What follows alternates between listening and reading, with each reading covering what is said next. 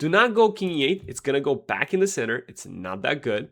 Do not go king e7. That's walking into knight g6 check. So really, the move that we want to play is king to g8. Hello, everybody. You know who it is. International Master Emil Stefanov here to bring you weekly scenario number 30 in Noctie. Let's get started. This week, we'll be talking about the Alien Gambit, created by my fellow Bulgarian Volin Djugirov. So, how does the Alien Gambit occur? It occurs from the Classical Caro-Kann. White has played knight c3, knight takes c4, and then quickly jump knight g5, knight takes f7, sacrificing that knight. And it's a great bullet opening. I think it's still a good blitz opening, depending on the level that you're playing it at. But I think a lot of people have studied up on it ever since it was created. So a lot of people know the best moves. Still, you can have a lot of fun if you play the Alien Gambit yourself. But if you do play the Alien Gambit yourself, this video will disprove it for you, okay?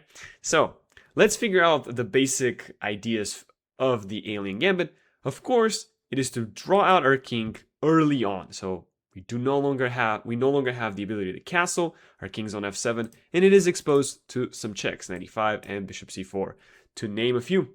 So, the number one move that we see a lot of people play on the lower levels here is the move bishop to g4, and that is indeed the pitfall, okay? So I'm going to walk you through some of the pitfalls that you do not do, and then I'm going to show you an okay move and really the best move, okay? A lot of people online fall for this following trick. I'm going to demonstrate it. Please do not play it, okay? This is the number one pitfall that people fall for.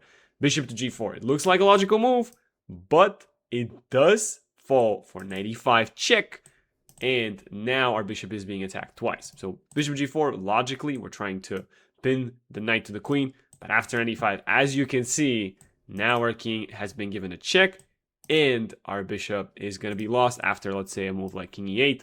We're going to have, Noctie's going to play knight takes g4, and after knight takes g4, queen takes g4, not only are we down a pawn after queen takes g4, but we also have lost our castling rights. And then the pawn that we've lost was the f-pawn. So our king is extremely weak and prone to many checks. So white now is completely winning. Please do not play like that. Alrighty, so we know not to play bishop g4, but what should we play? A very logical move is to deal with the threat of 95 check. It is not the best move, but I'm going to demonstrate it and show you that the Alien Gambit still has plenty of venom in it. The strongest move, as we're going to see, is this very interesting move, c6 to c5. It looks like we just give a pawn away, but it is the strongest move. I want to show you knight bd7 because that, at first glance, looks like a very logical move. We stop 95. Check. After bishop c4 check, we play e6, and we just want to develop our pieces, right? We want to play bishop d6, artificially castle, right? Bishop d6, get the rook to f8 or e8, get the king to g8, and essentially, black is going to be up an extra pawn, right? That is a very, very logical, right? So rook e1, let's go ahead and play rook e8.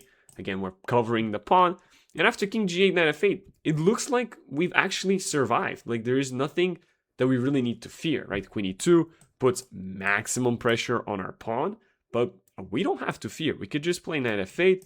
The pawn is well covered. We have the bishop there as well. The king can just sidestep back to the g8 square. 95. Don't take this knight. Please do not take this knight. If you do, it's going to be a little bit rough to defend. So if you just go king g8, there's absolutely no problems. You know, a knight on f8 equals no mate.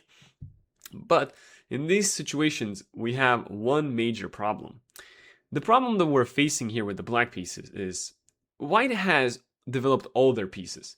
The number one thing that white is lacking is the knight, right? The knight on b1 that could be on c3.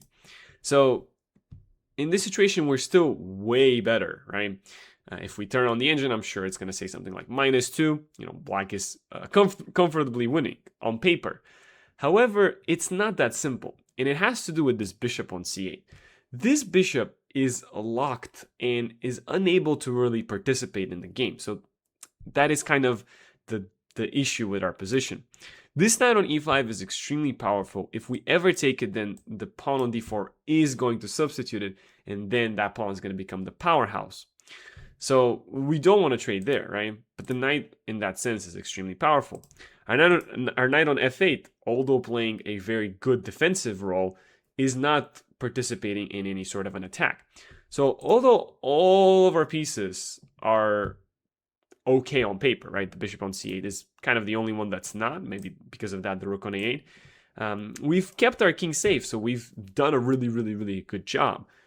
But yet it feels like we have a lot of things that we need to solve, namely the bishop on c8. So there's a lot of game left on in this position. We are still better, of course. And the way that we're going to activate this bishop is by playing c6, c5. So I guess not in this situation because Noctie thinks that this is a crucial mistake. I don't know exactly why. I guess rook a d1, I'm already opening up the file. So maybe that's why Noctie thinks, okay, this was a pretty bad timing. So could it be that we should have played something like bishop d7 first? So I'm gonna go ahead and take the take back. If I click on the show ideas button, we can see all of the moves are kind of passive. I guess c6, c5 is really opening up the position in Noctie's favor because the rooks are going to be ideally placed. So I guess queen c7 does make a lot of sense. That might prepare c6, c5. And eventually we deal with the issue of this bishop, right? The good news is that Noctie doesn't really have anything specific to attack because we've kind of developed and defended everything, right? Bishop d7. Eventually, we're going to play rook a d8, bring that rook into the game, drop maybe the bishop back, and maybe eventually, yeah, we'll get somewhere with c5. We'll get somewhere with c5. I'm playing rook a d8. Everything's kind of conglomerated in the center. The extra piece is an extra piece, so that's great. Bishop c8.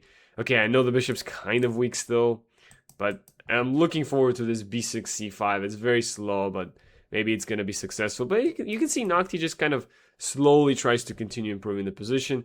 And yeah, this is not what I want you guys to play. This is just an example of, okay, you're still up an extra piece, but there's still plenty of game left, mainly because the position is very complicated. All the pieces are left on the board, and our pieces, although okay position, defensive, they don't really have ways to attack. So let's go back in the starting position and let me show you how we can absolutely destroy the Alien Gambit. Alrighty, so this is the way that you destroy the Alien Gambit. You start with this very weird looking move, c6 to c5. But the idea behind this move is very simple. So let me explain it for the people that don't really understand why we're playing this move. The idea is to give up this pawn with the sole purpose of trading the queens, right? The opponent has sacrificed a piece for a pawn and drawn our king onto the f7 square. So if we could trade queens, that means that our king is never going to get checkmated. Because of that, this move c6, c5 is fantastic. It's a really powerful move that puts pressure immediately onto the central pawn on d4. And another reason why it's really good is it allows the knight to develop to the c6 square. Remember, in the previous line that I showed, after knight bd7, although a logical move, blocks knight e5, all the good stuff, it eventually goes to f8, covers our king. It's a kind of a passive knight. And also that sort of meant that our bishop on c8 is also going to develop very slowly. But with this move c5, we're actually giving the square to the knight. Bishop c4, a logical check, but we're going to play e6, block that check. And because we have played h6, the only other check that we have to face is knight e5. Now, this is it. If you find the best move, you are going to win. So, I'm going to show you the best move is king to g8. Do not go king e8. It's going to go back in the center. It's not that good. Do not go king e7. That's walking into knight g6 check. So, really, the move that we want to play is king to g8. The king wants to be as safe as possible. And I know we're blocking our rook for the time being, but what we want to do is we want to initiate plenty of trades, right? That's the way that we're going to deal with this alien invasion, right? This alien gambit, because when we start trading pieces favorably, that means the opponent is running out of attacking options. So here we can consider, Noctie just kind of gives us a pawn, so queen takes d4 is kind of a move we can play, but maybe we don't need to go to such drastic measures, right? Queen e2 will be played, trying to prevent the queen trade. Oh, but maybe then I have queen e4. So maybe I do end up trading the queens, right? Because if I play queen d4 and the queens are traded, no problems. If I play queen d4 and the queen goes, I don't know, somewhere else, then this knight is lost. So I'm actually quite in favor of this move, queen takes d4. Queen e2, of course, feels a little bit uncomfortable, but I do have queen e4. I'm ready to trade queens. If I can just trade queens, I know I'm going to win. So there we go. Queen e4 attacks the queen on e2, attacks the knight. So now we play knight takes e4. And you might be wondering, okay, we're up an extra piece, but this rook on h8 is really passive. Maybe Noctie can even start trying to attack it and take it. That's okay. Noctie has already sacrificed one knight for the pawn. So if Noctie ends up winning this rook at any point, then we're going to have two minor pieces versus a rook and a pawn. And the two minor pieces are usually way better than the rook and the pawn. In most positions, this one is going to be one of them. Here we could actually continue normal development with knight d6, trying to hit the bishop. We can also just go back to f6, no problems with that. The reason I kind of like this move is because it puts pressure on the bishop. So we might not be losing the pawn on e6. But again, even if we do, that's not the end of the world. It's fine. Just need to sort of develop naturally. So I'm feeling knight d6 is a good move. Just hit the bishop. And yeah, I don't know what Noctie does. Bishop b3. Yeah, okay. So c4 is not necessarily losing the bishop because there's knight there.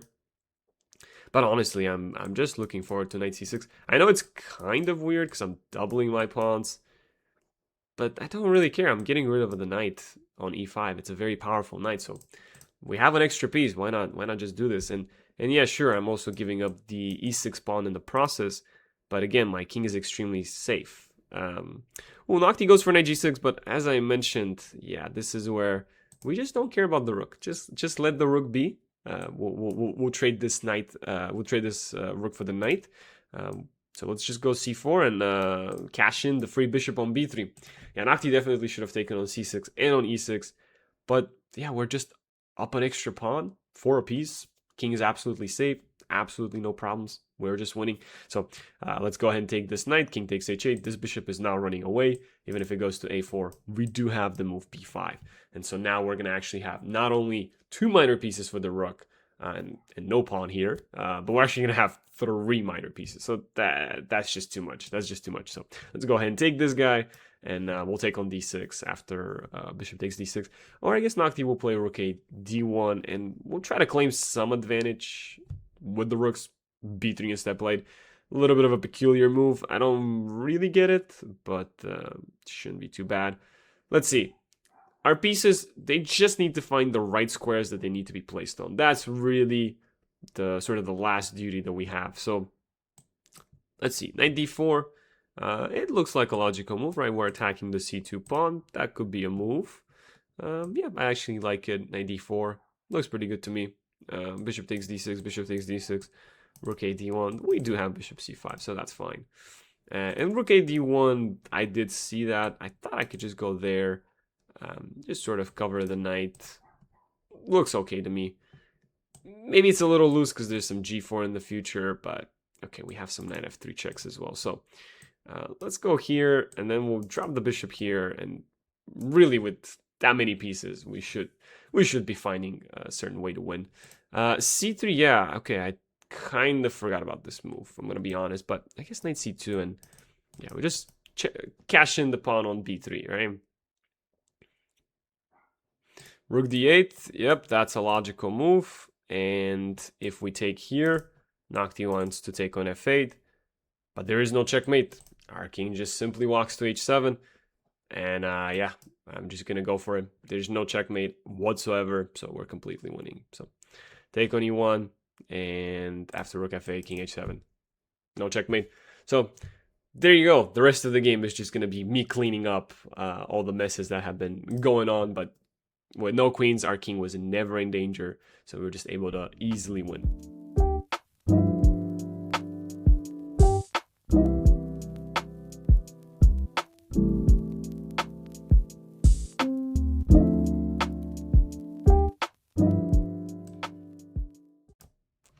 Alright, let's go back in the starting position again.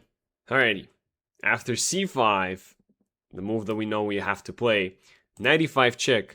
Now that's a little bit of a different move order than the previous game with bishop c4, but the logic still stands. Don't go king e8, go king g8. That's where your king really wants to go. To g8, to safety, not towards the center. And after bishop c4, check. We just want to block with e6, obviously.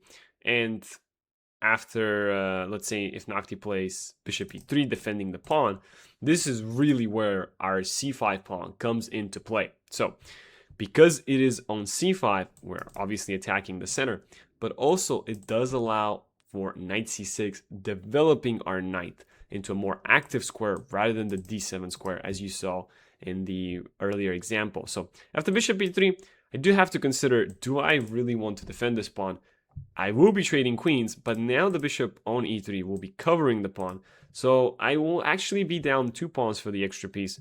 So most likely what I want to do is I still want to take on d4. I want to take on d4, not give up that pawn on c5. And now, after queen takes d4, I'm always happy to trade queens. So I will play queen takes d4, no questions asked. And Noctie goes for it. That kind of surprises me. I was anticipating that we were going to see bishop takes d4. But I'm sure I have knight c6 attacking the knight and the bishop, and Noctie would have to trade. And you see, that's the reason why c6, c5 is so powerful. I get to place the knight on a more active square, attack more squares in the center, and also get rid of the knight on e5 in a faster fashion. So that's why I think Noctie played queen d4. But again, I will just simply trade queens, absolutely no problems. And I can still play knight c6, and I am going to be up extra piece for just a pawn. So I know my pieces look a little bit passive, but that's fine. You know, I'll just play king f7, develop my bishop, develop my rook. Everything will come slowly but naturally. Noctie does play f4, so I do need to just be a little bit precise. Obviously, the idea is f5, so if I do go king f7, I am still in the pin. So yeah, Noctie will be looking to take here. But the Noctie still doesn't have a rook to sort of attack my pawn on e6. So I think for the time being, I should be okay. And I always have this check, bishop a5, king f7. I can bring out the rook very quickly to defend the e6 pawn. So again, it's just kind of all about making sure that I'm not going to blunder anything. I also have knight d5 in many cases. So I'm not worried at all. Let's just draw our king to f7. Make sure that we can involve the rook in the position. We see long castle from Noctie, very logical move. We can simply just play bishop to e7, absolutely no problems. Maybe there were better moves. Maybe there was knight d5 immediate option. Maybe there was g6 immediate option. I didn't like opening up more diagonals. So we could see Noctie plays f5, the move that we mentioned that Noctie should probably try to play and is playing as well. So here I thought we could simply block with knight d5, and after take bishop takes c6 check. We do have bishop f6 blocking, so I thought that was great. Knight d5. Just go ahead and ask Noctie, what are you gonna do? I'm threatening to take the pawn on f5. Rook f1. So Noctie continues on in a very typical fashion. Does try to complicate the game as much as possible, but I simply think that once we take, we're fine. There's one trick that we need to watch out for, maybe some rook d5 and bishop d5, but okay, the bishop is on d4, it's in the way of the rook, there's nothing there. So yeah, g4 play by Noctie. I mean, very logical again, like just tries to do everything possible to put pressure on me. But okay, we could even play bishop b7 right now and just kind of defend and line up our rooks. That will allow rook f5. So probably better is to focus on trades. So let me see. Bishop f6 takes king f6. That's fine. I don't see any problems with that. I also see bishop g5 and f4. That's kind of a possibility as well.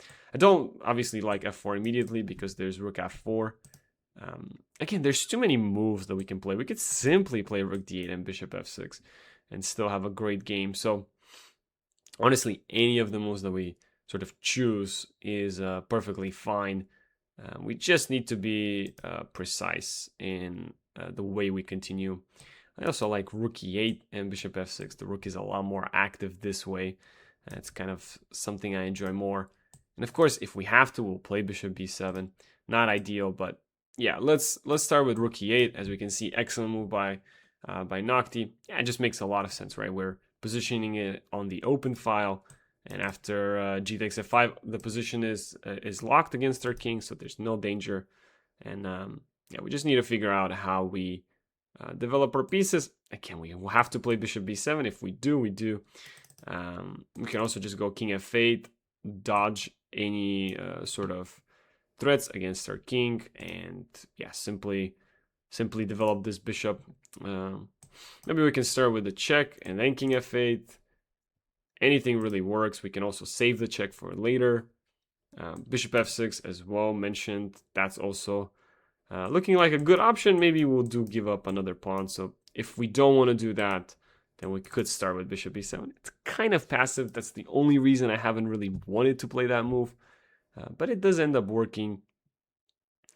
Yeah, really is just about bringing these pieces into the game. So if you don't know what to do, as always, you can just click on the show ideas button, and a5 makes sense. You know, the pawn is kind of weak on a7, and bishop f6 and bishop g5, both moves that Noctie approves of. And again, it makes a lot of sense why Noctie approves of these moves. It's just trying to trade more pieces, or alternatively give a check and from there proceed on. Let's give the check. I like it. We'll just force the king to be at a weaker square. And now again, we could play bishop f6. I wonder if Noctie just wants to play a5 again. So let's go ahead and see, show ideas. Yeah, a5, rook e4. Now bishop f6 again still works. Rook e4 I'm a little bit reluctant to play, but yeah, I mean the bishop is weak on c4. Could be a good move. I like a5 a lot. Let's go ahead and play it. It anticipates bishop b3. We will have a4. It also makes sure that the pawn is never lost on a7. And lastly, it does allow us bishop a6. So just has a lot of purposes behind this move. Yeah, bishop a6. As long as we can trade these bishops, this is a good trade for us. We also had bishop f5 after Noctie's move, but I like bishop a6. Just play it solidly by trying to trade the bishop. Now we could take, but hg5, there's a lot of pressure, so let's simply go bishop to f6. Okay, yeah, I might have made a small inaccuracy.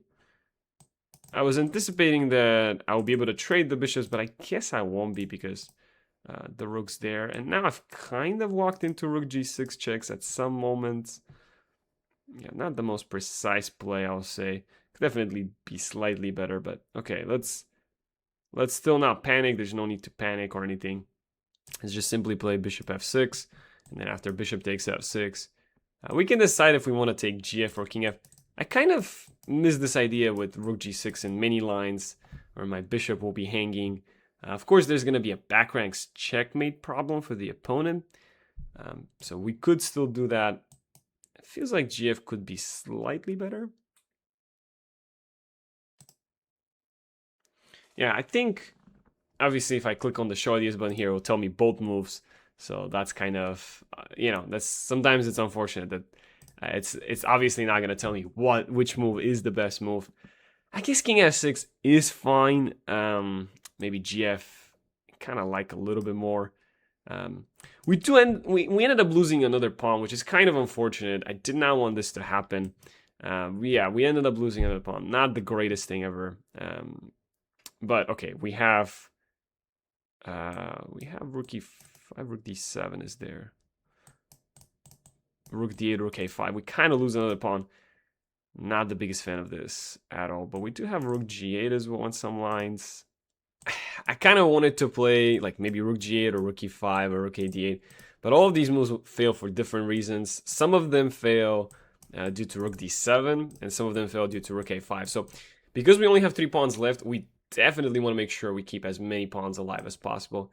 Let's go back. Let's admit our mistake. Bishop c8. Let's, you know, block rook d7, obviously. And we do put pressure there. So now when we play rook e5, we will be able to reclaim the pawn. So yeah, Noctie tries to go rook c7. Let's go ahead and block that. Let's not allow that option to happen.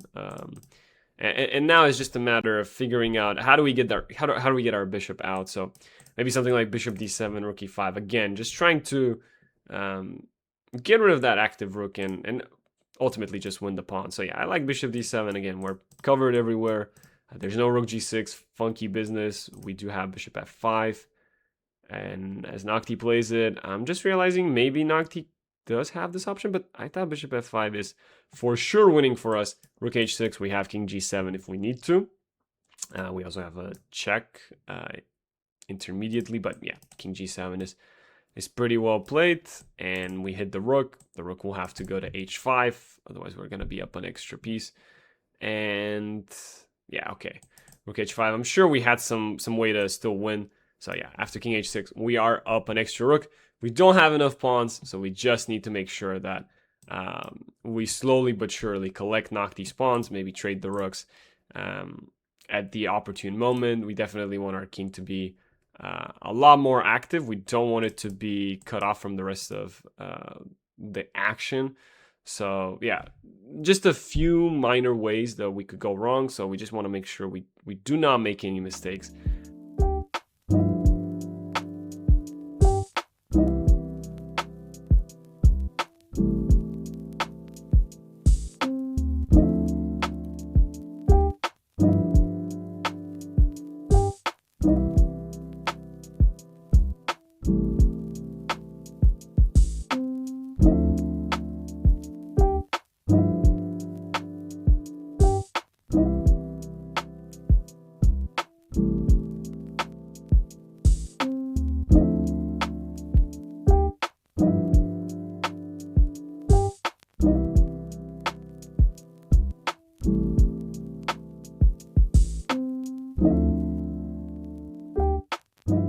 Go for b3, move the rook, and checkmate indeed. There we go. No way the pawn's going to promote, and even if it did, this is a checkmate. To just recap, do not fall for bishop g4 trap. Do play c6 to c5. Immediate attack into the center. If anybody ever takes this pawn, you trade the queens. You are totally safe because your king will no longer get checkmated without the queens on the board. And just remember that with this pawn being pushed to c5, we put pressure on the d4 pawn. All you got to do is trade it, most likely c3 is played, and then you're going to get the beautiful c6 square for your knight, which will indeed attack the e5 and the d4 square, and your light square bishop in the future is going to have a safer time, or simpler time, coming back into the game through d7, maybe c6. If the knight is still there, then we could probably trade it. If not, then maybe there could be some b6, bishop b7. And again, always you can artificially castle, no problems with that. So good luck in your games, and do not get tricked by the Alien Gambit ever again. See you in the next one.